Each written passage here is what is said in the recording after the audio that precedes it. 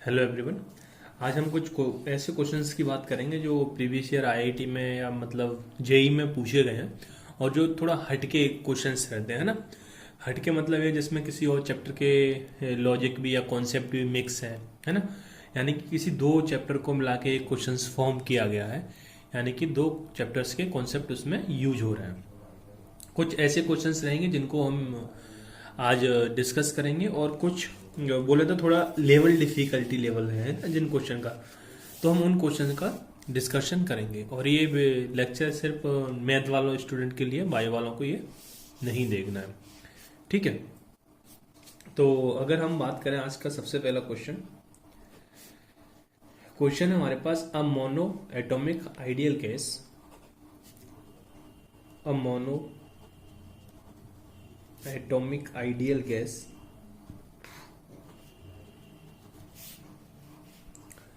undergoes a process undergoes a process in which the ratio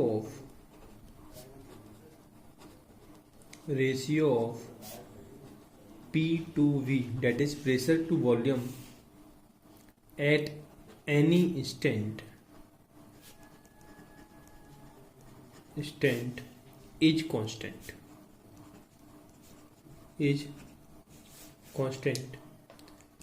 and equal to 1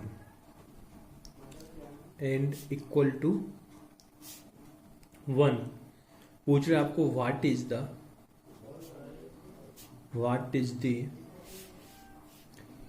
molar heat capacity of the gas, molar heat capacity of the gas. आपको gas की molar heat capacity बतानी है, किसकी? Gas की। तो देखो सबसे पहले तो अच्छा, पहले जब तक मैं क्वेश्चन लिखता हूं तो हो सकता है कि थोड़ा धीमी स्पीड हो, तो आप उसको तो स्पीड तो बढ़ा सकते हो, है ना। आपके हाथ में सब कुछ कि कैसी स्पीड करना है, तेज करना है, कम करना है ना। वो सब तो अब आपके हाथ में, सारा कंट्रोल आपके हाथ में है ना, कि टीचर से कैसे पढ़ना है ना, ठीक है। तो अगर हम इस क्वेश्चन की बात करें तो इस पर्टिकुलर क्वेश्चन में दो चीजें सबसे पहले आपको देखना है। एक तो मोनो एटॉमिक आइडियल गैस बोला है, ठीक है, यानी कि यहाँ सीपी और सीवी का यूज होने वाला है। दूसरा आपको बोला ratio of P to V क्या है? इक्वल टू 1 है, ठीक है, आपको ये बोला है। और पूछा क्या है आपको? Molar heat capacity. तो मोलर हीट कैपेसिटी क्या थी? dq/dt। अगर आपको याद हो तो फर्स्ट में, जब मैं आपको स्टार्टिंग के लेक्चर्स में मोलर हीट कैपेसिटी पढ़ाया था, जब आपको बताया था कि टी टेम्परेचर का चेंज आता है तो उसको अपन डेल्टा टी लिखे थे, फिर 1 डिग्री सेल्सियस के लिए निकाले थे तो dq/dt। इसी को हमने क्या बोला था? Molar heat capacity. क्लियर? तो सबसे पहली बात, आप यहां से P और V में एक रिलेशन निकाल रहे हैं कि P इक्वल है किसके? V के। क्लियर? अब हमको यहाँ फाइंड करना है dq/dt, लेके आना है कैसे भी करके इस रिलेशन से। तो हम जानते हैं आइडियल गैस की बात हो रही है, तो PV equal to NRT use कर लेंगे, ठीक है। PV equal to NRT। Clear? लेकिन यहाँ पे देखने वाली बात यह है कि PV इक्वल टू NRT से इसमें P और V है ना, और RT, हमको इसमें क्या चाहिए? DT चाहिए। सबसे पहली बात तो क्या चाहिए? DT चाहिए। तो dt अब आएगा किससे? तो हमको एक तो PV इक्वल टू NRT का यूज होगा, एक तो ये आपको ध्यान रखना है, क्योंकि dt अपन यहीं से लेके आएंगे। और ये लेके क्यों आ रहे हैं? तो उसके लिए पहले आपको फ्लोट पे जाना पड़ेगा। फ्लोट क्या है? First law of thermodynamics. अगर मैं उसको डिफरेंशिएट फॉर्म में लिखूं तो du equal to dq plus का dw, ऐसे डिफरेंशिएट फॉर्म में हम लिख सकते हैं इसको, ठीक है। तो यहां से आपको dq तो ये मिल जाएगा, है ना, फर्स्ट लॉ ऑफ थर्मोडायनेमिक्स से। पर dt आपको कहां मिलेगा? आपको वर्क निकालना पड़ेगा। तो वर्क हम कहां से जाएंगे? pdv की वैल्यू। तो पहले मैं इसको इस फॉर्म में लिख लूं, तो यहां से du को आप क्या लिख सकते हो? ncv delta T. बट यहाँ पे मोल्स कुछ भी नहीं बोला गया, तो आप 1 मोल मान के चलोगे, है ना। तो मैं इसको डायरेक्ट cv dt लिख दूं, इंटरनल एनर्जी को। इसको डी के फॉर्म में लिखा है तो इधर भी अपन डी के फॉर्म में लिखेंगे, इक्वल डी क्यू। वर्क को क्या लिखते हैं? माइनस का pdv। क्लियर? ये सारी चीज अपन बात कर चुके हैं और उम्मीद करता हूँ अब इस लेक्चर को जो देख रहे हैं सब आईआईटी वाले, मैथ वाले स्टूडेंट जो अच्छे पढ़ने वाले हैं वही देख रहे हैं, है ना। तो ये सारी चीज़ें अब आपको याद हो गई होंगी, है ना, आप रिवीजन करते होंगे, ये मैं मान के चल रहा हूँ। तो आपको ये सारी चीज़ें याद होंगी, तो मैं इसमें अब टाइम खोटी नहीं करेंगे, फिर से पीडीवी कैसे आ रहा है, क्या आ रहा है, ये सब अपन बात कर चुके हैं। क्लियर है? तो अगर हम यहाँ से अगर बात करें तो हमको डी क्यू की वैल्यू कैलकुलेट कर सकते हैं। तो मैं डी क्यू इक्वल टू यहाँ से क्या रिलेशन निकाल लूंगा, ये इस साइड आएगा तो प्लस का हो जाएगा, C V D T plus का पी डी वी। क्लियर है? अब मेरे को पी डी वी की वैल्यू मिल जाए, है ना, तो मैं यहाँ से heat capacity, molar heat capacity calculate कर लूंगा। अब वो मेरे को मिलेगी P V equal to N I T से। तो P V equal to N I T, ये आइडियल गैस इक्वेशन है। दोनों साइड का मैं डिफ्रेंशिएट कर दूं, यहाँ भी मैं एन अब हटा दे रहा हूँ क्योंकि 1 मोल की ही बात कर रहे हैं। ठीक है, कुछ नहीं बोला तो 1 मोल के लिए बात कर रहे हैं। तो आप इसका डिफ्रेंशिएशन करेंगे पीवी का, और इधर टी का करेंगे, आर तो कांस्टेंट है। तो किसी भी दो क्वांटिटी का अगर आपको डिफ्रेंशिएट करना है तो आप कैसे करते हो, फर्स्ट को छोड़ा सेकंड को पकड़ा, मतलब ये फर्स्ट को छोड़ा सेकंड का डिफ्रेंशिएशन, फिर सेकंड को छोड़ा फिर फर्स्ट का डिफ्रेंशिएशन, ऐसे ही करते हैं अपन। क्लियर? आर, इधर आर तो कांस्टेंट है, टी का डिफरेंशिएशन क्या हो जाएगा, डी टी। क्लियर है? अब हमने यहां से क्या बोला, पी किसके इक्वल है, वी के। आपको पी डी वी चाहिए तो हम वी की जगह पी पुट कर सकते हैं यहां से। हाँ सर, तो पी डी वी प्लस का पी डी वी, है ना, प्लस का आप यहां भी क्या पुट कर दोगे, फिर पी डी वी, पी की जगह क्या पुट कर सकते हैं हम, वी, पी की जगह वी पुट, इसका मतलब ये ना, पी की जगह वी पुट कर सकते हैं, बी की जगह पी पुट कर सकते हैं। तो हमको तो पीडीवी के फॉर्म में चाहिए, तो हमने उस फॉर्म में इसको कन्वर्ट कर लिया, आर डी टी। तो यहां से आप ये लिख दोगे 2 PDV equal to R D T, यानी कि पीडीवी की वैल्यू आपके पास आ गई R by 2 D T. Clear है? ठीक है सर। अब इस वैल्यू को आप यहां पुट कर दोगे, इस वैल्यू को इस इक्वेशन में पुट कर देंगे, है ना, पीडीवी की। तो यहां से क्या आ जाएगा, D Q equal to C V D T plus का पीडीवी की जगह आप क्या पुट कर दोगे, R by 2 D T. Clear? अब वहां से D Q equal to CV, mono atomic ideal gas बोला है, तो मोनो एटॉमिक आइडियल गैस के लिए सीवी की वैल्यू कितनी होती है, 3 आर बाई 2। ये सब तो मैं आपको पहले कई बार करा चुके हैं, 3 आर बाई 2, और डी टी इसमें पहले से प्लस का R by 2 D T. D T यहां से कॉमन लोगे तो इसके नीचे लेके आ जाएंगे, D Q equal to D T 3 R by 2 plus का आर बाई 2, ये बचा इधर। अब ये D Q by D T, यही आपकी क्या है, molar heat capacity, equal to 3 R by 2 plus का आर बाई 2। तो फाइनली यहां से आपकी मोलर हीट कैपेसिटी कितना आ गया, 4 R by 2, that is 2 R. Clear? क्या आ गया, 2 आर।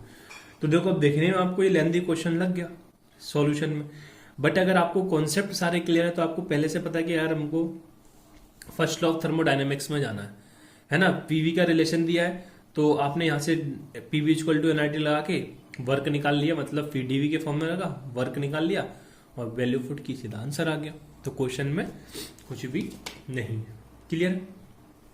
अब अगर ऐसे ही हम नेक्स्ट क्वेश्चन की बात करें, है ना, नेक्स्ट क्वेश्चन इसके बाद हम लेते हैं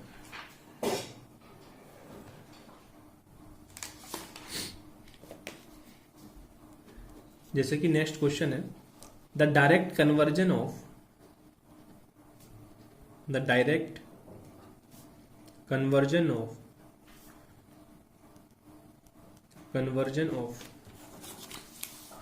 देखो हम इस टॉपिक में मतलब अभी जो सेशन ये कर रहे हैं, लेक्चर ले रहे हैं, इसमें ऐसे भी क्वेश्चंस करेंगे जिनके ऐसे फॉर्मूले से यूज होंगे जो अपने उसमें नहीं आए हैं ना थ्योरी में, तो इसलिए ये लेक्चर देखना भी जरूरी है ना, बहुत सी नई एडिशनल चीजें आपको पता चलेंगी।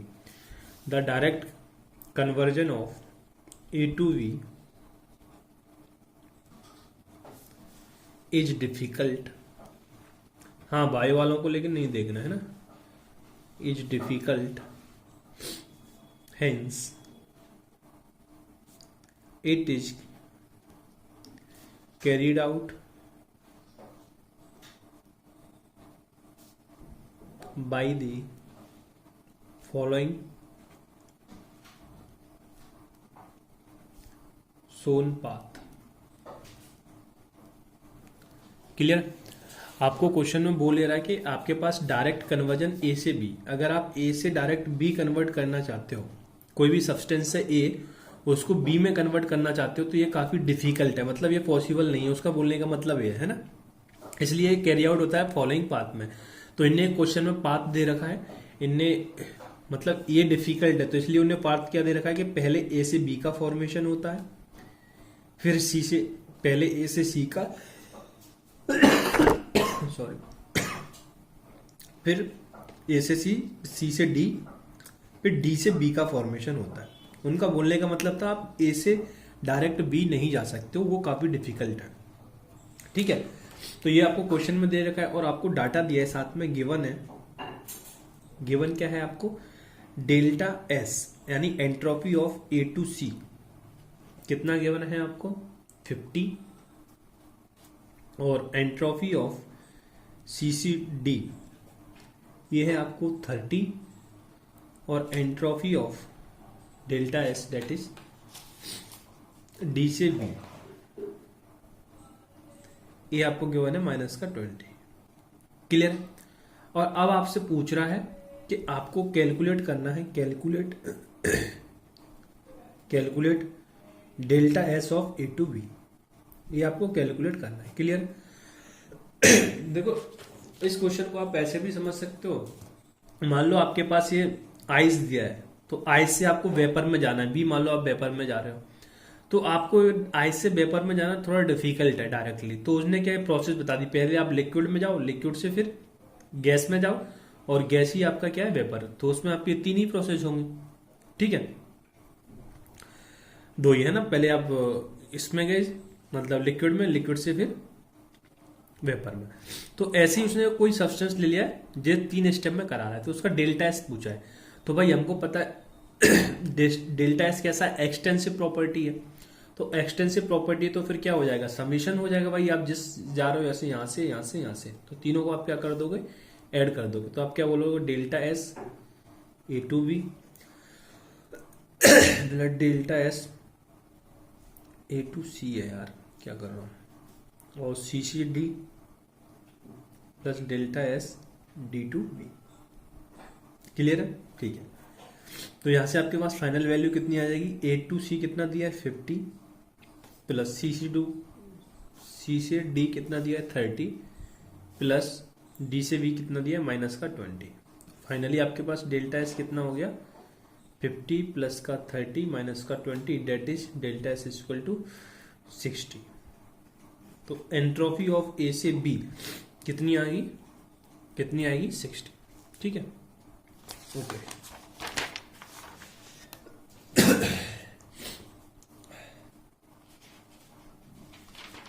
जैसे कि नेक्स्ट क्वेश्चन ले एक और,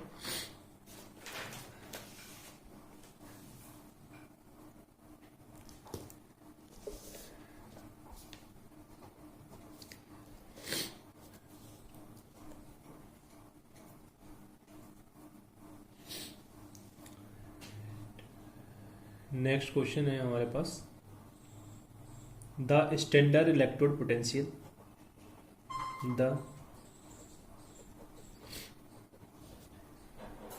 standard electrode potential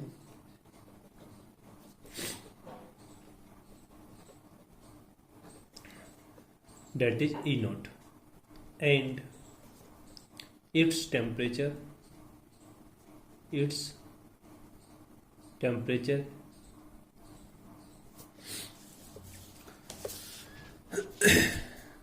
and its temperature coefficient that is dE naught by dt for a cell are 2 volt and ये क्या है, ई नोट है ना, 2 वोल्ट क्या है, ई नोट एंड माइनस का 5 इंटू 10⁻⁻4 वोल्ट पर केल्विन या केल्विन इनवर्स एट 300 केल्विन है ना। ये टेम्परेचर कोफिशिएंट की वैल्यू है, ये ई नोट की वैल्यू है रिस्पेक्टिवली। आगे बोला था cell reaction is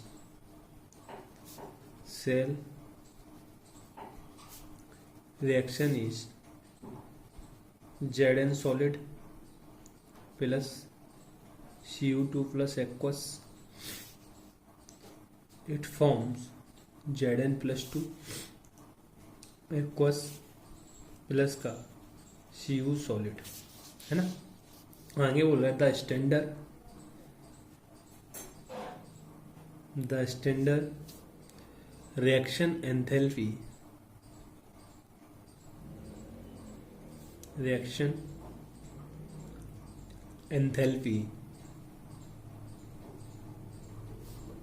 that is delta R H not बोलेंगे। स्टैंडर्ड आर लिखो या यहाँ आर लिखो, बात देखिए रिएक्शन के लिए दे रखा है एट 300 केल्विन इन किलोजूल पर मोल, है ना। और आपको बोला है आर की वैल्यू आपको यूज करना है 8 जूल पर केल्विन, है ना, और पर मोल, है ना, पर केल्विन, किलोजूल पर केल्विन पर मोल। एंड एफ की जगह यूज करना है 96500 कूलम। सॉरी यार, सर्दी जुकाम हो रहा है थोड़ा, ठीक है। तो यहाँ पे अब देखने वाली बात है कि इस के अंदर, इस पर्टिकुलर क्वेश्चन के अंदर आपको दो टॉपिक मिक्स कर दिए, है ना। दो टॉपिक कौन से, एक तो आपको सेल रिएक्शन दिए तो आप समझ गए होंगे कि इलेक्ट्रोकेमिस्ट्री, और दूसरा थर्मोडायनेमिक्स, ठीक है। तो अगर वैसे हम बात करें तो हम थर्मोडायनेमिक्स की और इलेक्ट्रोकेमिस्ट्री दोनों को मिक्स करके इस क्वेश्चन को पूछा गया है। अब सर इसका यूज क्या है, देखो फॉर्मूला था एक ही यूज होना है इसमें। तो फॉर्मूला क्या यूज होना है, delta G equal to delta H minus का टी डेल्टा एस, यूज तो इसी का होना है। हमने गिब्स फ्री एनर्जी इलेक्ट्रोकेमिस्ट्री में भी पढ़ी थी, है ना, याद होगा आप लोगों को। तो यहाँ पे समझने वाली बात है कि आपको standard electrode potential E naught and its temperature coefficient delta E naught upon T for a cell are 2 volt, यानी कि पहले जो दिया है उसको लिख लें, थोड़ा क्वेश्चन आसान हो जाएगा। ई नोट कितना है 2 वोल्ट, और delta E naught upon D T आपको दे रखा है माइनस का 5 इंटू 10⁻⁴, ठीक है। और यहाँ से आपको जो टेम्परेचर दे रखा है वो है 300 केल्विन, और आर की वैल्यू आपको पुट करनी है 8, ठीक है। यूनिट नहीं लिख रहा हूँ अभी साथ में, है ना, यूनिट अपन यहाँ लिख चुके हैं। तो आपको यहाँ बोला था standard reaction enthalpy that is delta H are की वैल्यू आपसे कैलकुलेट करने के लिए बोल रहा है कि आपको कैलकुलेट करनी है, यानी कि आपको ये वैल्यू कैलकुलेट करनी है। अब इस वैल्यू को कैलकुलेट करने के लिए आपको ये निकालना आना चाहिए डेल्टा जी और डेल्टा एस, ये दो चीज निकालना आएगा जब भी आप इस क्वेश्चन को कर पाओगे। अब देखो डेल्टा जी तो हमने निकालना सीखा है सर, कहां पर सीखा है, इलेक्ट्रोकेमिस्ट्री के अंदर। इलेक्ट्रोकेमिस्ट्री के अंदर हमने डेल्टा जी तो निकालना सीखा था। क्या था डेल्टा जी का formula, delta E equal to minus का N F E nought cell, standard cell के लिए याद आ गया होगा। लेकिन डेल्टा एस का हमारा कोई यूज नहीं आया था उसमें, है ना, क्या डेल्टा एस का कोई भी यूज नहीं आया था हमारा इलेक्ट्रोकेमिस्ट्री में। बट डेल्टा एस का जो फॉर्मूला होता है इन इलेक्ट्रोकेमिस्ट्री एन एफ, मतलब सेल के लिए जब आप बात करोगे, delta E naught upon D T, ये आपका क्या है, कोफिशिएंट है, टेम्परेचर कोफिशिएंट। क्लियर है, ठीक है सर। तो अगर आप अब यहां से इन दोनों की वैल्यू कैलकुलेट कर लो और यहाँ पे पुट कर दो तो आपका क्या आएगा, फाइनल आंसर आ जाएगा। अब यहां से सबसे पहले हम जो बात करेंगे डेल्टा जी को एक एक से कैलकुलेट करते हैं, फिर डायरेक्ट वैल्यू यहाँ पुट कर देंगे, ठीक है। तो अगर डेल्टा जी की बात करें तो माइनस का एन, अब एन क्या होता था उसमें, नंबर ऑफ इलेक्ट्रॉन जितने भी ट्रांसफर हो रहा है। तो हमको यहां से ही दिख रहा है कि यहाँ क्या हो रहा है, 2 इलेक्ट्रॉन का ट्रांसफर हो रहा है। देखो +2 से 0 में चला गया, मतलब इसमें एन फैक्टर कितना है 2, मैं सीधा सीधा बोलूँ तो यहाँ पे 0 से कहाँ चला गया, n+2 में, यानी कि 2 इलेक्ट्रॉन की बात हो रही है इस रिएक्शन के अंदर। तो एन की वैल्यू कितनी हो जाएगी 2, और एफ के लिए आपको बोला है 96500 कूलम आपको पुट करना है, और ई नोट की वैल्यू आपको दे रखी है 2 वोल्ट। क्लियर है, ठीक है। तो अब यहां से आप इसे कैलकुलेट करोगे तो कितना हो जाएगा, माइनस का 4 इंटू 96500। क्लियर है, ठीक है सर। ये वोल्ट में है और ये आपका कूलम में है, ठीक है। तो यहां से अब हम इसको और क्या लिख सकते हैं, इनका मल्टीप्लाई करेंगे तो 00 पहले से, 5 चौक 20, 6 चौक 24, 25 26, 9 चौक 36, 27 36 37 38, ठीक है। तो 386000 हम इसको लिख सकते हैं। क्लियर है? ठीक है, ये क्या, कूलम पर मोल है ना, कूलम पर मोल। ठीक है, तो यहां से हम कूलम पर वोल्ट को क्या लिख देंगे, जूल लिख देंगे, तो ये अब यूनिट हो जाएगी जूल पर मोल। ठीक है, तो यहां से आपके पास क्या आ गया, डेल्टा जी की वैल्यू आपने कैलकुलेट कर ली। माइनस का ये ध्यान रखना है ना। अब हमको कैलकुलेट करना है डेल्टा एस। तो डेल्टा एस की वैल्यू क्या है, फॉर्मूला क्या है, N F D E naught upon D T, है ना। देखो इस फॉर्मूले का ना तो हमको वहां यूज पड़ा, ना यहाँ पे कहीं किसी क्वेश्चंस में यूज पड़ा, है ना, बट अभी यूज है तो हम इसको देखेंगे, इसलिए लेक्चर देखना जरूरी है। तो delta S equal to N की वैल्यू पता है 2 है, एफ की वैल्यू पता है 96500, delta E not by D T की वैल्यू आपको दे रखी है, मतलब D E naught upon D T की वैल्यू आपको क्वेश्चन में दे रखी है माइनस का 5 इंटू 10⁻⁻⁴। क्लियर है? हाँ सर। तो जब आप यहां से इसको कैलकुलेट करते हो तो फाइनली यहां से जो डेल्टा, दिख ही नहीं रहा है क्या यार,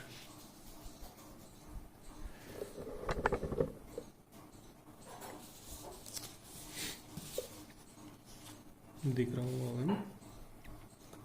तो यहां से आप डेल्टा एस की जब वैल्यू कैलकुलेट करते हो फाइनली कितना आ जाएगा, माइनस का 96 joule kelvin inverse mole inverse. अब ये कैसे आ गया देखो, 10⁻⁻⁴ है तो 1 2 3 4 यहाँ पे पॉइंट लग जाएगा, 5 दूरी 10 हो गया, तो फिर गया जो 96 हो जाएगा, है ना, 96.500 करके आएगा, तो अपन उसे अप्रोक्स 96 जूल पर केल्विन मोल इनवर्स उसको लिख देते हैं। ठीक है, अब बस हमको क्या करना है, इन वैल्यू को पुट कर देना है किस में, इस इक्वेशन के अंदर। तो हम यहाँ पे कर लेते हैं ये काम।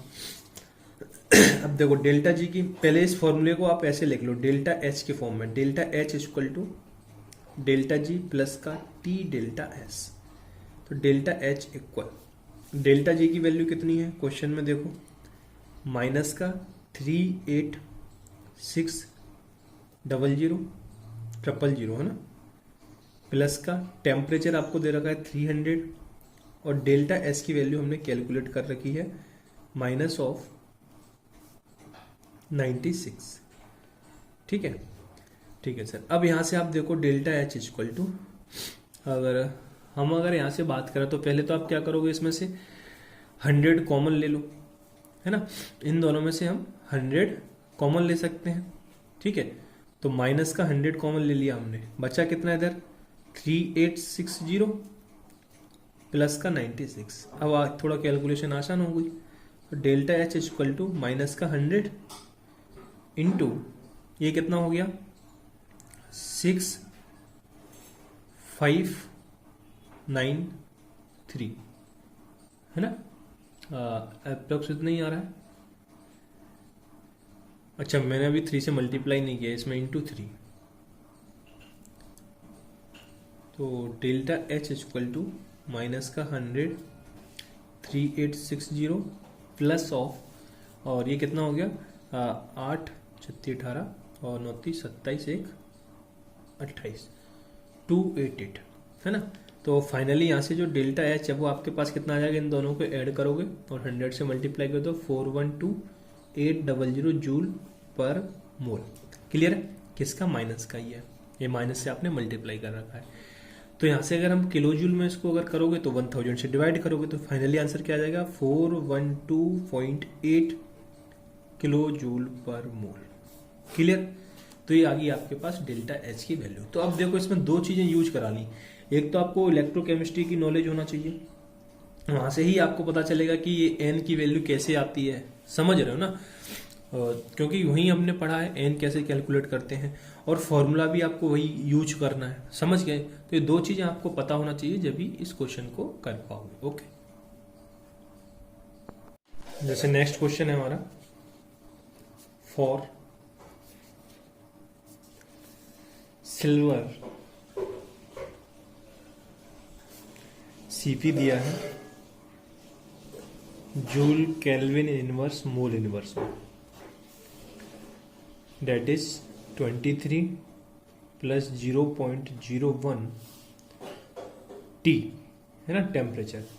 आगे बोल रहा है if the temperature that is T, है ना, टेम्परेचर of 3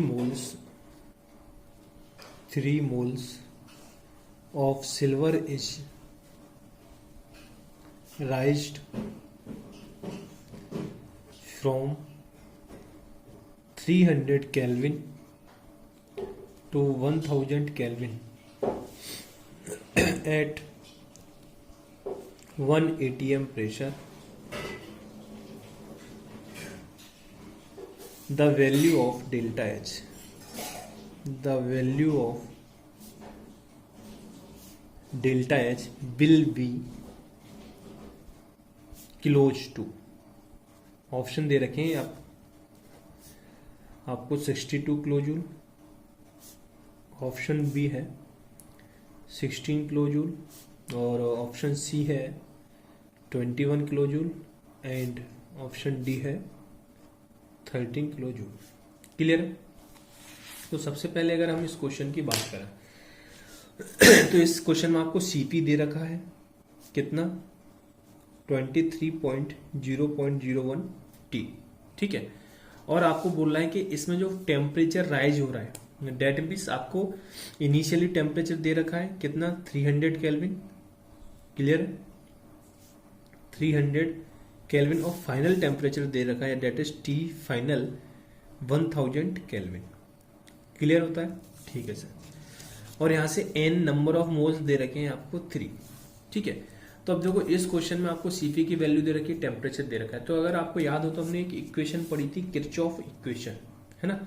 कौन सी इक्वेशन पढ़ी थी हमने? Kirchhoff equation, Kirchhoff equation. Kirchhoff equation हमने क्या पढ़ा था कि delta H R T2 minus का डेल्टा एच आर T1, ठीक है, equal to delta Cp R T2 minus का T1। हमने ये किरचॉफ इक्वेशन पढ़ी थी, ठीक है। बट हमको अभी क्वेश्चन में क्या पूछ रहा है? क्वेश्चन बोल रहा है 180% the value of the delta H will be close, value of the delta H will be close. Date means आपको यहाँ टेम्परेचर तो मेंशन नहीं किया है ना, कि बोला है कि the silver Cp 23.0.1 temperature if the temperature of 3 mole silver is rise from 300 to 1000 kelvin at 1 atm pressure पर, तो वैल्यू कैलकुलेट करनी है डेल्टा एच की। इसका मतलब ये हुआ हम इसको T2 माइनस T1 को डेल्टा एच लिख सकते हैं। बात एक ही है ना। आपने गिब्स फ्री एनर्जी में कई ऐसे क्वेश्चन भी किए, डेल्टा मान लो कोई रिएक्शन लिखी है N2 से 2NH3 बनना है प्लस 3H2, इसकी डेल्टा जी नोट की फॉर्मेशन की वैल्यू दी है, इसकी दी है ना, तो हम वहां से डेल्टा जी ऑफ रिएक्शंस निकाल लेते हैं, है ना, ठीक है। और यहाँ पे अगर ये डिफरेंट आर लिखा है मतलब डिफरेंट रिएक्शन के लिए जब वन बात करते हैं इसलिए यहाँ लिखा है, तो फाइनली आपको ये पता है हम इसको डेल्टा एच लिख सकते हैं ओवरऑल रिएक्शन के लिए, दो अलग अलग रिएक्शंस को मिला के। सेकेंड चीज क्या आती है? Delta CP. डेल्टा सीपी ये कहां से आता है? आपको इंटीग्रेशन यानी सीपी टेम्परेचर किसी वन पर होगा, यानी कि डेल्टा सीपी कैसे आया होगा? सीपी एट टेम्परेचर T1 और minus CP at temperature T2 minus का T1, ऐसे ही आया होगा जैसे कि आपने यहाँ ये लिख रखा है। क्लियर है?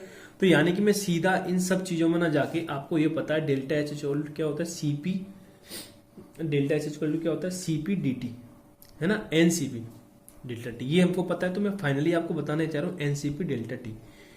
बस मैं आपको इसको रिलेट कराना चाह रहा था कि किरचॉफ इक्वेशन इससे ही आती है। जब आप इसका भी इंटीग्रेशन करोगे, ये तो एन तो कांस्टेंट है, इसका भी इंटीग्रेशन करोगे तो आपके पास ये चीज आ जाएगी। यहाँ से अपर लिमिट टेम्परेचर दिया होगा तो upper limit minus lower limit put करोगे, यहाँ भी upper limit minus lower limit put करोगे। ये मैं यहाँ क्यों बता रहा हूँ ऐसा? क्योंकि मैं आपको यहाँ सीधा फॉर्मूला लिखाया था कॉपी में, है ना, क्योंकि वहां जरूरत नहीं पड़ती है, बस मैथ वाले में क्वेश्चन पूछ लेता है, नीट वीट में नहीं पूछता है। इसलिए अपन यहाँ सिर्फ फॉर्मूले लिखे थे, क्वेश्चन भी नहीं किए थे, है ना। इसके ऊपर एक छोटा सा क्वेश्चन किए थे। तो ये आता कहां से? इससे ही आता है, ठीक है। तो अब देखो, अब हम इस क्वेश्चन की बात कर लेते हैं। अब हमको डेल्टा एच चाहिए, तो मैं डेल्टा एच ये रिलेशन लगा सकता हूँ, delta H equal to NCP delta T, है ना, एक्चुअली में। तो ठीक है, तो delta H equal to N की वैल्यू दे रखी है आपको 3। क्लियर? अब लिमिट ऑफ टेम्परेचर आपको पता है, यहां से टेम्परेचर कितना दे रखा है, 300 से कितना जा रहा है, 1000, कितना जा रहा है 1000। सीवी की वैल्यू दे रखी है 23 प्लस का 0.01 टी, क्लियर है, और साथ में आपके फॉर्मूले में डी टी, क्लियर होता है ये चीज, ठीक है, ओके। तो ये भी आपका क्या है, किरचॉफ से ही रिलेशन आता है ये भी, है ना, ठीक है। आप इसमें ऐसे टेम्परेचर की वैल्यू पुट करो तो फाइनली आपके पास यही आ जाएगा, यही इक्वेशन बन के आ जाएगी, ठीक है, ओके। तो यहां से delta H equal to 3, limit of 300 to 1000। अब यहां से आपके 23 dt लिख सकते हैं इसको, प्लस इसको 0.01 टी डी टी, है ना। अभी इंटीग्रेशन का सिंबल लगाओ, अभी इंटीग्रेशन हमने किया नहीं है, ठीक है। अब हम इसका इंटीग्रेशन कर लेंगे, तो 3 इंटू, अब लिमिट लगा लो 300 टू 1000, 23 dt, इसका इंटीग्रेशन क्या होगा dt का, t प्लस इसमें इंटीग्रेशन क्या हो जाएगा इसका 0.01 टी स्क्वायर अपॉन 2। उम्मीद करता हूँ इंटीग्रेशन इतना सबको आता होगा, है ना। वैसे भी ये इतना इंटीग्रेशन तो मैं खुद आपको कई क्वेश्चंस में बता चुका हूँ, और वैसे भी अब तो सारे मैथ वाले हैं तो इंटीग्रेशन तो सबको आता ही है, ठीक है। तो delta H equal to 3 into, अब लिमिट पुट कर लो 23 into upper limit that is 1000 minus का lower limit that is 300, clear है, प्लस का 0.01/2 अपर लिमिट, टी की जगह पुट करोगे डेट इज 1000 का square, minus lower limit that is 300 का स्क्वायर, क्लियर है, ठीक है सर। अब यहां से 3 इंटू, यहां से आपके पास 700 बचेगा, तो 700 इंटू 23 करोगे है ना, तो कितना हो जाएगा 7 21, 7 14 15 16, कितना 16100, क्लियर है, प्लस यहाँ पे आप इसको जब कैलकुलेट करोगे तो फाइनली आपके पास वैल्यू आ गई 4550 ना। मैं इसे कैलकुलेट करके टाइम पुट नहीं कर रहा, सिंपल सा स्क्वायर करना है, तो आप लोग ये तो कैलकुलेशन कर ही लोगे, है ना।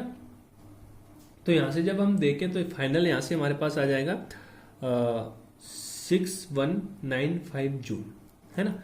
अगर इसको आप किलो जूल में कन्वर्ट करोगे तो 1000 से डिवाइड कर दोगे तो 61.95 किलो जूल, डेट इज आपके पास ये वैल्यू आ गई किसकी, डेल्टा एच की, किसकी, डेल्टा एच की, ठीक है।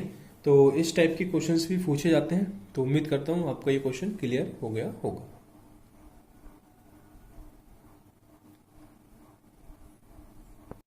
जैसे कि नेक्स्ट क्वेश्चन है, क्वेश्चन में बोल रहा हूं आप लोग लिख लोगे ना, तो 2 blocks of the same metal, question लिखोगे 2 blocks of the same metal having same mass at temperature T1 and T2, having same mass at temperature T1 and T2 respectively। दोबारा से रिपीट कर रहा हूं, 2 block of the same metal having same mass and at temperature T1 and T2 respectively are brought in contact, BROUGST, are brought in contact with each other and allowed to attain thermal equilibrium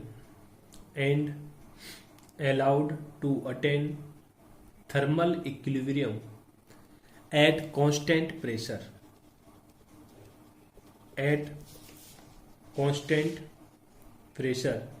the change in entropy for this process, आपको entropy में change बताना है इस process के लिए, date is delta S की value आपको calculate करनी है, क्लियर है। क्वेश्चन सबने लिख लिया होगा, ठीक है। तो एक बार मैं क्वेश्चन जल्दी से रिपीट कर देता हूँ, 2 blocks of the same metal having same mass and at temperature T1 and T2 respectively are brought in contact with each other and allowed to attain thermal equilibrium at constant pressure, the change in entropy for this process। अब आपको इसमें entropy पूछा है ना, तो entropy के लिए हमने फॉर्मूला लिखा था जब टेम्परेचर चेंज हो रहा हो, क्या लिखा था, N C P L N of T two upon T one. Clear है, T two upon T one plus N R L N of P two upon P one. ये हमने लिखा था जब टेम्परेचर चेंज हो रहा हो। तो सबसे पहली बात, क्या पी कांस्टेंट बोल दिया तो ये वाली टर्म तो आपकी क्या हो जाएगी, जीरो। क्लियर है, क्योंकि पी कांस्टेंट का मतलब ही क्या है, P one equal to P two equal to P. इसकी जगह भी पी पुट करोगे, इसकी जगह भी पी पुट करोगे तो एल एन वन बनेगा, और एल एन वन की वैल्यू कितनी होती है, जीरो। तो ये वाली टर्म तो पूरी क्या हो जाएगी, जीरो, है ना। इस टाइप का क्वेश्चन भी आपको हो रहा है। तो फाइनली अब आपके पास फॉर्मूला क्या बचा, N C P L N of T two upon T one. But अभी आपको T2 नहीं पता है T2 और T1 तो एक्चुअली पता है, टेम्परेचर T1 और T2 उसने बोल रखा है। बट इस फॉर्मूले की पर्टिकुलर बात करें तो इसमें T2 क्या होता था, आपका फाइनल टेम्परेचर, है ना। तो हम अभी के लिए फाइनल लिख लेते हैं, और ये क्या होता था, आपका इनिशियली टेम्परेचर।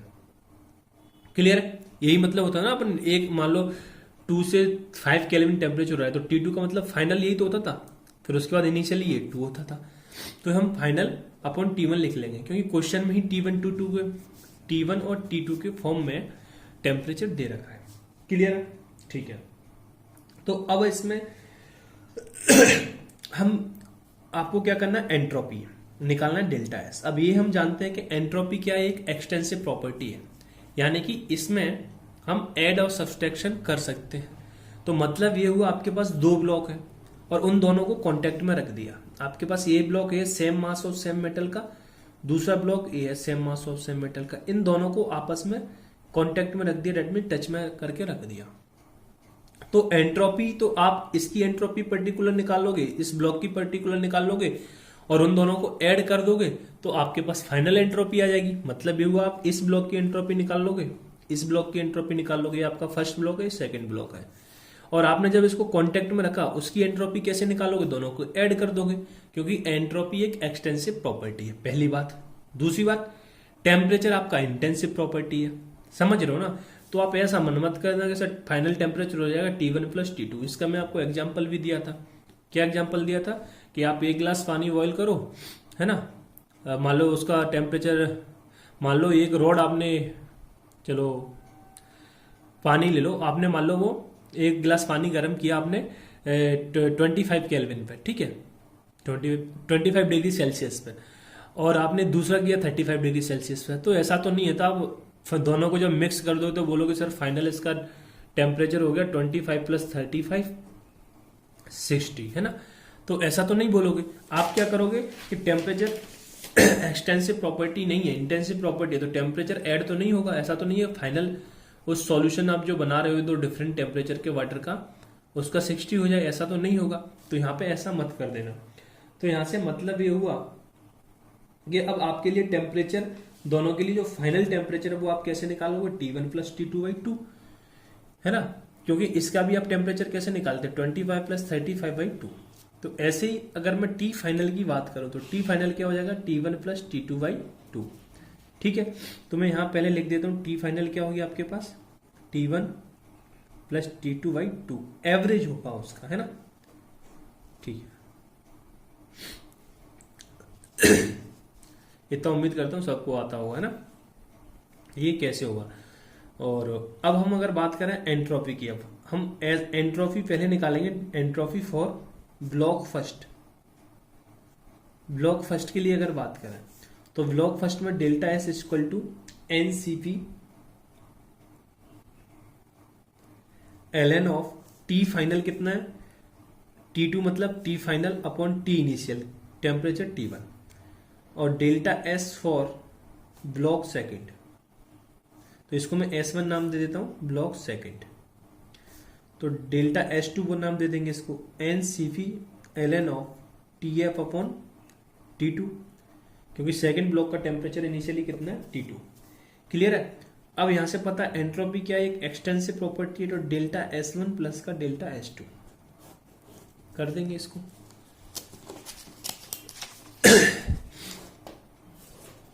तो यहां से आप देखोगे डेल्टा S कितना आ जाएगा, NCP ln of TF upon T1 plus का NCP ln of TF upon T2। Clear है, ठीक है। और आपको कुछ भी क्वेश्चन में नहीं बोला है तो मोल्स की जगह तो आप कितना पुट करोगे, 1 ही पुट करोगे। तो अपन अब एन को क्या कर रहे हैं, रिमूव कर दे रहे हैं, मतलब 1 पुट कर दे रहे हैं। तो फाइनली आपके पास सीपी दोनों से कॉमन आ जाएगा। तो आपके पास बचेगा क्या, जब सीपी कॉमन आ जाएगा तो L N of T F upon T one plus का L N of T F upon T two. अब यहाँ आप लॉग की प्रॉपर्टी यूज करेंगे। लॉग की प्रॉपर्टी क्या होता है, जब भी लॉग के फॉर्म में अगर एल एन में हो या फिर लॉग के फॉर्म में हो, ये एडिशन में तो क्या हो जाता है, अगर आप यहाँ से इसको हटाना चाहते हो एल एन को, तो आप इसे क्या लिख सकते हो, मल्टीप्लाई में T F upon T one into T F upon T two, है ना। कई बार हम बात कर चुके हैं कैसे लिखते हैं, अपॉन टी वन। क्लियर है। तो फाइनली यहाँ से सी पी एल एन ये क्या हो गया, टी एफ का square upon T one into T two, upon T one into T two. अब बस आप क्या करोगे, फाइनली टी एफ की वैल्यू पुट कर दोगे। टी एफ की वैल्यू क्या है, ये रही T one plus T two by two. तो T one plus T two by two का whole square by T one plus का टी टू। क्लियर। तो फाइनली आप इसको और क्या लिख सकते हो,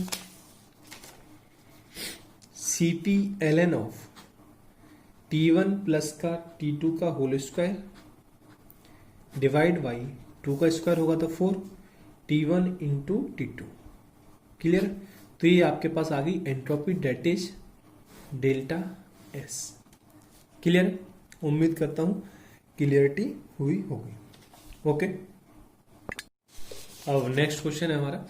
वैसे तो ये क्वेश्चन यार काफी लेंदी है ना, क्वेश्चन भी काफी लेंदी है और आंसर भी, है ना। तो हम क्या करेंगे, मैं इस क्वेश्चन को शॉर्ट फॉर्म में लिखा दे रहा हूँ ना। आपको delta G not of formation of carbon graphite की वैल्यू आपको दे रखी है 0 केल्विन 0 किलोजूल पर मोल।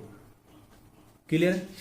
क्योंकि ये तो हमको पता है कि ये नहीं भी दे रखी थी तो भी आप जीरो लेते, क्योंकि हम पहले ही बात कर चुके हैं कि स्टैंडर्ड फॉर्म में आपकी फॉर्मेशन की जो डेल्टा जी की वैल्यू क्या होगी, जीरो होगी। फॉर्मेशन में भी बात किए थे और डेल्टा जी पढ़े थे जब भी बात किए थे।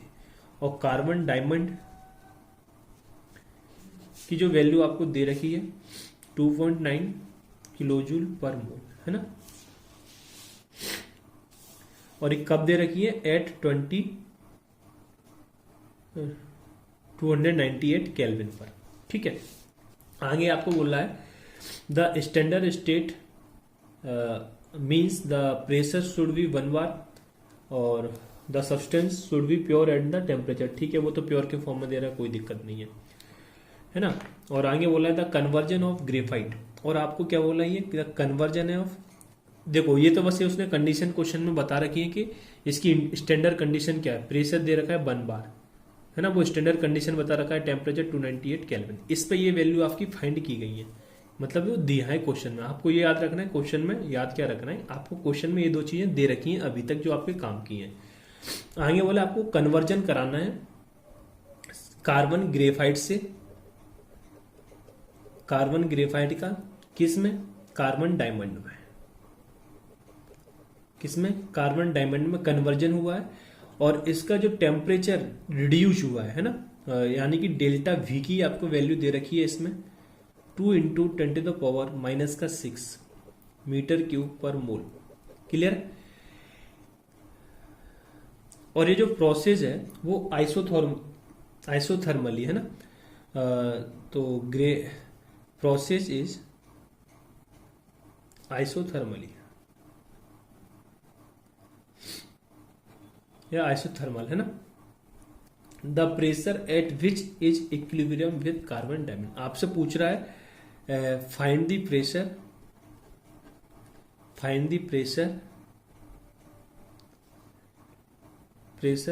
in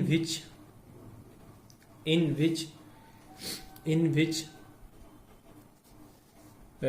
carbon diamond and carbon graphite कहां पर हो, एट इक्विलिब्रियम। आपको प्रेशर निकालना है, एडवांस का क्वेश्चन है आपके, है ना।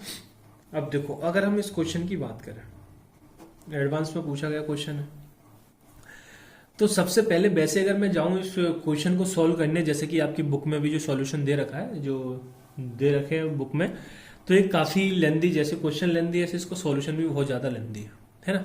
बट इसके लिए फाइनली उस सॉल्यूशन के थ्रू भी एक रिलेशन आता है, उससे अपन इस क्वेश्चन को कैलकुलेट करते हैं। तो फाइनली यहां से मैं आपको एक रिलेशन बताता हूं। अब इसमें आप बोल सकते हो उसका शॉर्टकट मेथड है, या फिर बोले उसी को delta G naught upon DV. आपके पास ये प्रेशर कैलकुलेट करने का एक फॉर्मूला है।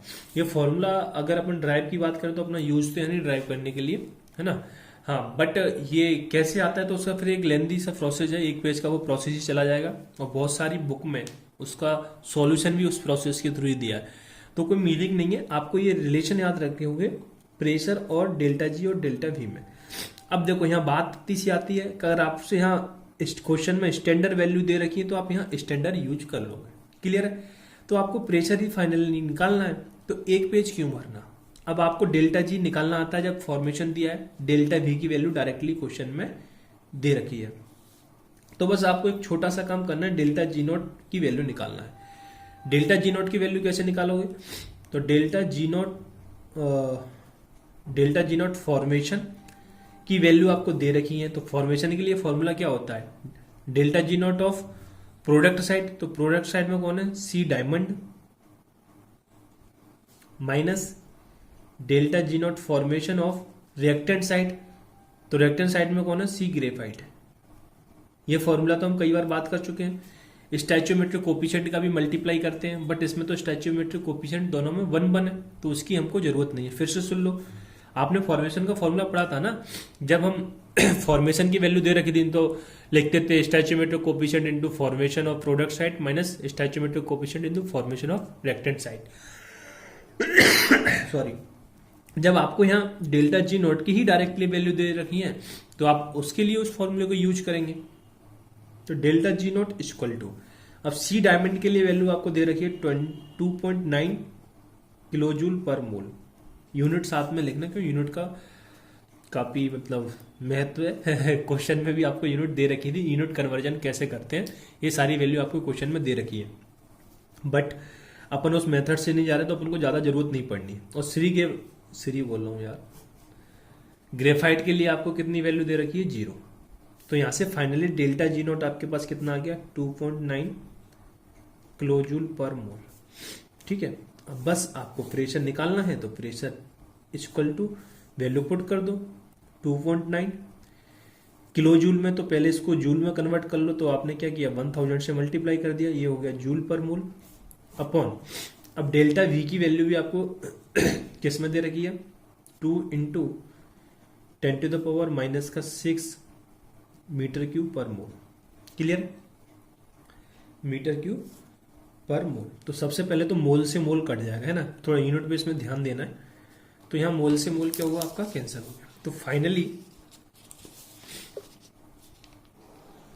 यहां से अब आपके पास बचा क्या, P equal to 2.9 into 1000 divide by 2 into 10⁻⁻6, clear है, ठीक है सर। अब यहां से यूनिट आपके पास क्या होती, जूल पर मीटर क्यूब। अब यहां से P इक्वल टू 2 से इसको डिवाइड करो तो 1 है ना 0.45 है ना, 2 से इसको डिवाइड करोगे तो 1.45 का इंटू ये 10⁻⁻6 ऊपर जाएगा तो किसका हो जाएगा, प्लस। तो फाइनली मैं बोल सकता हूँ 10⁻ कितना हो जाएगा, 9, क्योंकि 1000 का मतलब क्या है, 10⁻3, क्लियर है। अब अपन जूल पर मीटर को लिख सकते हैं न्यूटन, क्या न्यूटन, तो मैं इससे लिख दूंगा न्यूटन पर मीटर स्क्वायर। जूल पर मीटर ये सब आपने फिजिक्स में पढ़ा होगा, जूल पर मीटर को लिख सकते हैं न्यूटन। ये क्या हो गया, तो न्यूटन पर मीटर स्क्वायर, है ना। तो यहां से P इक्वल टू 1.45 इंटू 10⁻9, और न्यूटन पर मीटर स्क्वायर को आप क्या लिख सकते हो, पास्कल, PA। तो मैं यहाँ पास्कल लिख दूं सीधा की सीधा, ठीक है सर। अब आपको क्वेश्चन में जो आंसर पूछा था प्रेशर का, वो बार में पूछा था। तो पास्कल से अगर आपको बार में जाना है, पास्कल से आपको बार में जाना है तो आप क्या करोगे, 10⁵ से डिवाइड कर दोगे, किससे, 10⁵ से। उम्मीद करता हूँ ये सारी चीज आपने पढ़ रखी होंगी, है ना। स्ट्रक्चर ऑफ एटम में भी आई थिंक आपने ये किया होगा, नहीं तो फिर फिजिक्स में आप करते हो। तो बार में जाने के लिए 10⁵ से डिवाइड कर दिया। तो फाइनली प्रेशर आपके पास कितना आ गया 1.45 इंटू 10⁴ बार, क्योंकि ये 5 ऊपर जाएगा तो माइनस का हो जाएगा। क्लियर? तो देखो अब आपने आसानी से इस क्वेश्चन को कर लिया। अगर यूनिट कन्वर्जन आता तो आपकी ये सारी की सारी स्टेप बच जाती, आपने आंसर यही निकाल लिया था एक तरीके से, समझ रहे हो ना। बट उसमें आपका लगभग एक पेज का इसी का ही सॉल्यूशन है, सिर्फ यहाँ तक आने तक का, तो हमको उस सब की जरूरत नहीं है ना। तो उम्मीद करता हूँ आपने क्वेश्चन क्लियर कर लिया होगा। तो ओके, जैसे कि नेक्स्ट क्वेश्चन है, आपके पास एक रिएक्शन दी है और रिएक्शन है 2NO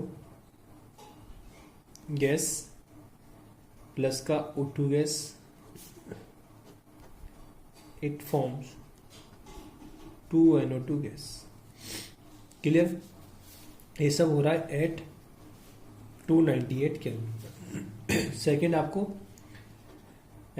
फॉर्मेशन ऑफ आपको डेल्टा G नॉट F यानी फॉर्मेशन ऑफ NO गैस आपको दे रखा है क्वेश्चन में 86.6 किलोजूल पर मोल एट 298 केल्विन पर। क्लियर? आपको पूछ रहा है standard formation of NO2 gas कहाँ पर, एट 298 केल्विन पर ही। क्लियर? और आपको क्वेश्चन में Kp की वैल्यू दे रखी है, Kp equal to 1.6 into 10⁻12। Clear? ठीक है, मैं एक बार इसके ऑप्शन लिख देता हूं। ऑप्शन आपको दे रखे हैं R 298 ln of 1.6 into 10⁻12 minus का 86600। ऑप्शन बी आपको दे रखा है 86600 प्लस का R 298 ln of 1.6 into 10⁻12 and option C दे रखा है 86600 minus ln of 1.6 into 10⁻12 upon R 298 और लास्ट वन आपको दे रखा है 0.5 2 into 86600 minus of R 298 ln 1.6 into 10⁻12। Clear? अब आपको इस क्वेश्चन को कैलकुलेट करना है, यानी कि आपको इसमें delta G not of formation की वैल्यू कैलकुलेट करना है। क्लियर है? ठीक है, तो सबसे पहले आपको डेल्टा G नॉट फॉर्मेशन निकालना है। तो डेल्टा G नॉट फॉर्मेशन आप पहले delta G naught equal to formula क्या लगाओगे। अगर मान लो ये आप डेल्टा G नॉट निकाल लो किसका, NO2 का, तो आपको फॉर्मेशन की वैल्यू दे रखी है। तो फॉर्मेशन की वैल्यू दे रखी है तो पहले आप क्या लिखते हो, प्रोडक्ट साइड का, तो 2 into delta G not formation of NO2। Clear? अब गैस है, मैं बार बार गैस मेंशन नहीं कर रहा, गैस पहले से क्वेश्चन में मेंशन है। क्लियर है? माइनस ऑफ, अब आप किधर का लिखोगे, रिएक्टेंट साइड का, तो 2 into delta G not formation of NO। Clear?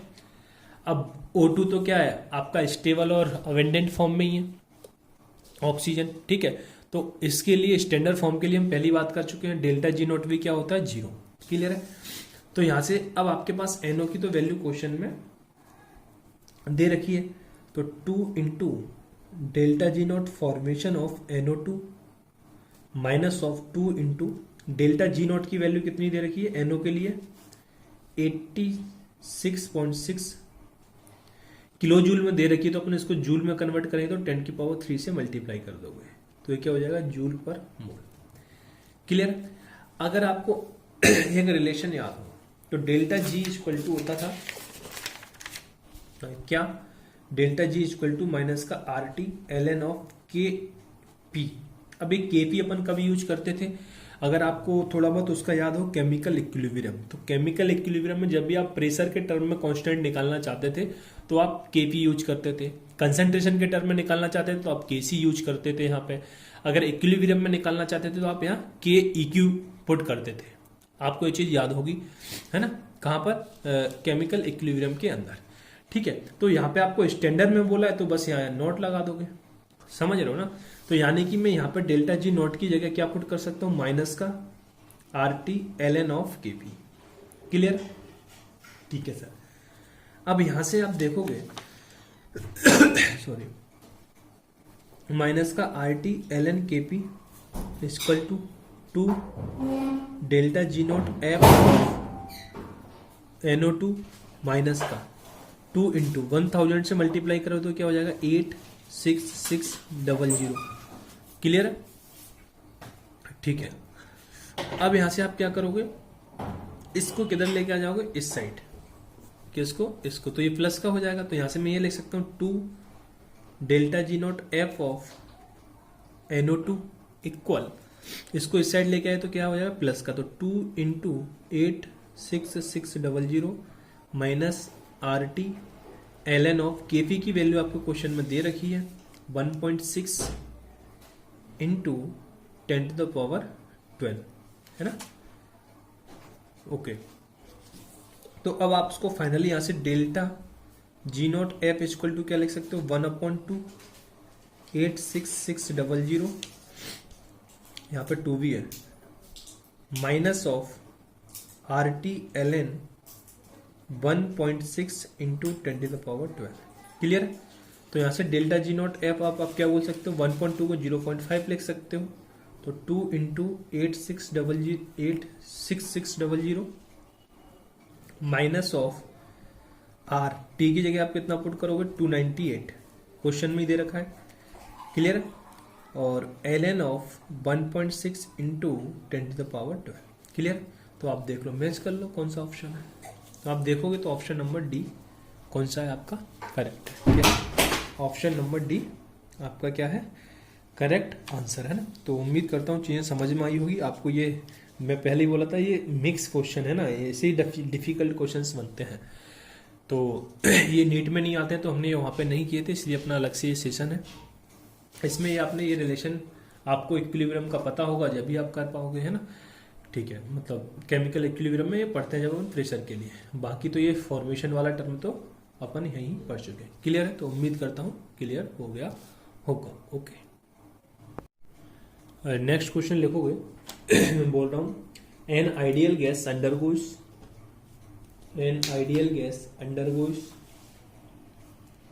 Isothermal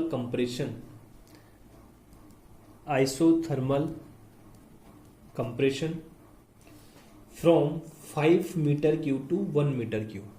कहां से 5 metre cube to 1 metre cube, क्या बोला उसने, compression.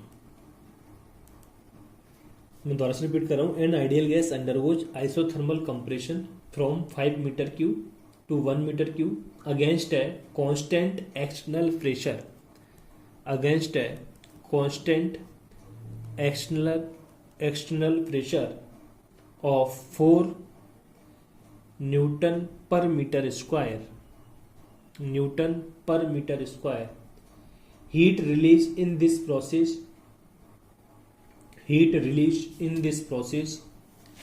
is used to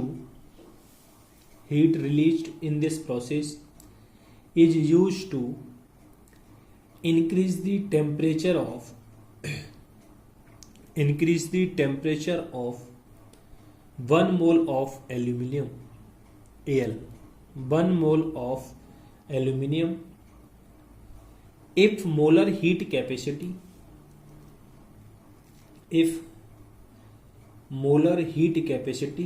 of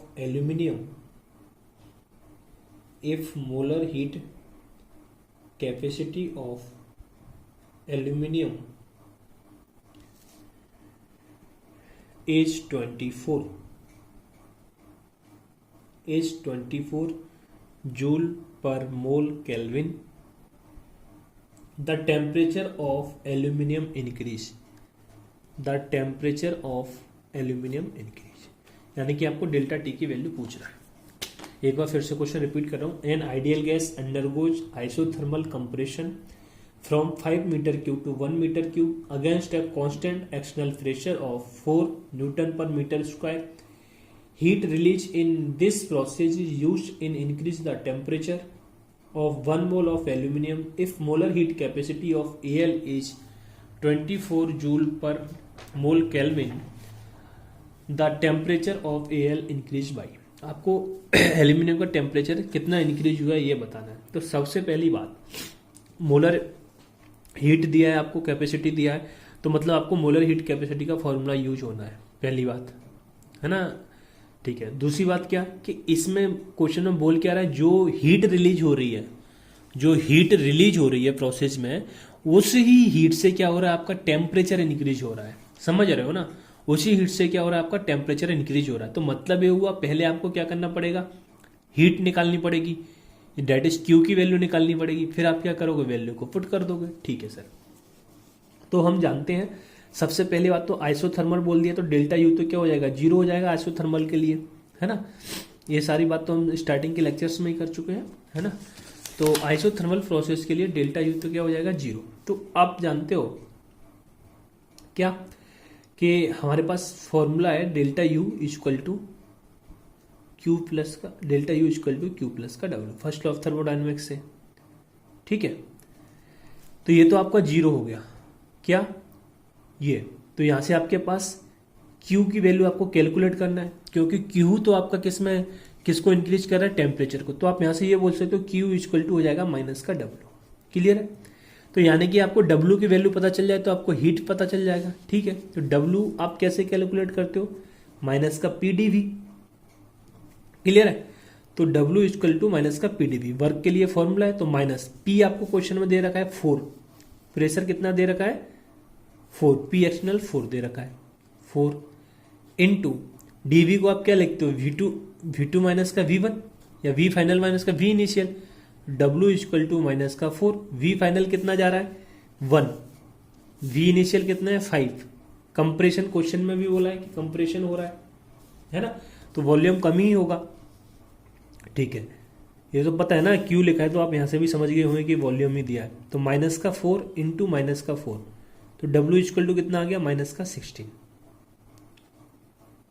sorry minus का नहीं, प्लस का 16. W कितना आ गया, प्लस का 16. ठीक है. तो W प्लस का 16 आ गया, तो आप यहां वैल्यू पुट कर दोगे तो Q की वैल्यू कितनी हो जाएगी, माइनस का 16. अब माइनस सिंबल यहां क्या डिनोट कर रहा है कि हीट रिलीज हो रही है. क्या हो रहा है, हीट रिलीज हो रही है. सिर्फ माइनस सिंबल यहाँ पे इतना डिनोट कर रहा है कि हीट रिलीज हो रही है. क्लियर है. अब आप Q इक्वल टू फॉर्मूला लगा लोगे, NCM delta T, molar heat capacity आपको क्वेश्चन में दे रखी है, और N भी आपको दे रखा है, 1 मोल बोला है, इसकी जगह 24 बोला है. डेल्टा टी कैलकुलेट करना है. Q की वैल्यू कितनी है 16. अब यहाँ माइनस सिंबल यूज क्यों नहीं कर रहे सर, क्योंकि यहाँ माइनस सिंबल आपको बता रहा है कि हीट रिलीज हो रही है, तो इसीलिए जो हीट रिलीज हो रही है उसी का आप यूज कर रहे हो किसमें, टेम्परेचर को इंक्रीज करने के लिए. और चेंज इन टेम्परेचर ही आपका क्या है, टेम्परेचर इंक्रीज. तो डेल्टा टी इक्वल टू 16/24. तो फाइनली आपके पास कितना आ जाएगा, 8 दूनी 16 38 2/3. टेम्परेचर किस में, केल्विन में, तो क्या आएगा, केल्विन के. क्लियर है. तो उम्मीद करता हूँ आपको ये भी क्वेश्चन क्लियर हो गया होगा, है ना. तो आज के लिए इतना ही, बस पढ़ते रहिए, खुश रहिए. और अब आपका ये आई थिंक कंप्लीट डिस्कशन हो गया थर्मोडायनेमिक्स के लिए. जो आपके क्वेश्चंस बनते हैं, अब आप सीट के क्वेश्चंस लगा के मेरे को डाउट भेज देंगे, तो मैं आपका सीट को अपन सॉल्व कर लोगे. और मेरे को अभी कल तक डाउट भेज दोगे तो मैं उसका वीडियो बना दूंगा सीट के ऊपर. क्लियर है. सीट आप लोगों को मिल चुकी है. और हाँ, तो बस अब इसमें आप ये भी कर लोगे कि आप अपने प्रीवियस ईयर के क्वेश्चन भी लगा सकते हो. वैसे जो इंपॉर्टेंट क्वेश्चन थे वो मैंने इसमें लेके वही क्वेश्चंस कराए हैं ना, क्योंकि डिफरेंट वैल्यू से कराते तो कोई मीनिंग नहीं है. सेम वैल्यू के साथ मैंने आपके जो प्रीवियस के ईयर के जो हट के कुछ क्वेश्चन थे वो मैंने इस टॉपिक में इंक्लूड किए हैं. तो है ना। तो बोलने का मतलब है आपके आपके प्रीवियस ईयर के क्वेश्चंस भी हो गए मैथ वालों को, बायो वालों के नहीं है क्योंकि वो तो बहुत छोटे छोटे आते हैं, वो उसी में हो जाएंगे, है ना। तो इसमें मैथ वालों के भी प्रीवियस ईयर के मैक्सिमम क्वेश्चन मैंने इंक्लूड कर लिए जो अच्छा लेवल है इनका। और बाकी का आप भी एक बार देख सकते हो, बस सीट जरूर लगाना, है ना, सीट लगा के डाउट भेजना। तो आज के लिए इतना ही, पढ़ते रहिए, खुश रहिए, थैंक यू, गुड बाय।